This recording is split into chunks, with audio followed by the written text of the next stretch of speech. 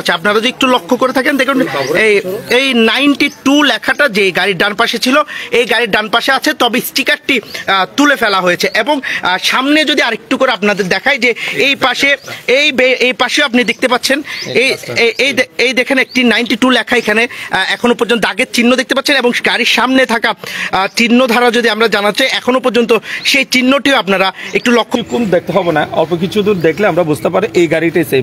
এই লাইটটা দুইটা তুলে ফেলা হয়েছে, এটা হচ্ছে খুব হাই স্পিড লাইট।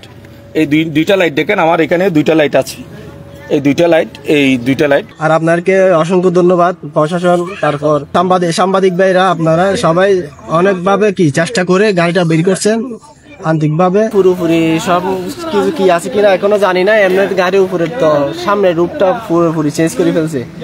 তারপর এখন ভিতরে ডকুমেন্ট কি আছে কিনা এখনো জানি না, আমার থেকে এমনি সাবজেক্টটা আছে, অন্তত দেখবো।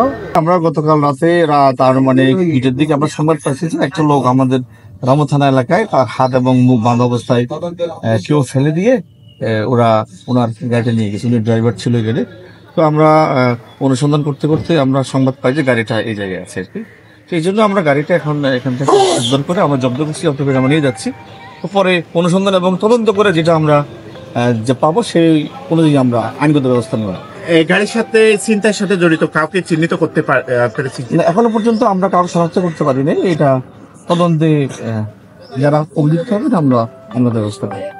চা বাগানে এখানে নিয়ে যাওয়ার পরে ওনাকে বেঁধে রাখার পরে তারপরে এই বাইক ইউজ করার পরে আমরা শুনতে পাই অনেকজনে আমাদেরকে ফোন দিছে, আবার ড্রাইভার ভাইয়া আমাদেরকে পুলিশের মাধ্যমে আমাদেরকে কল দিছে।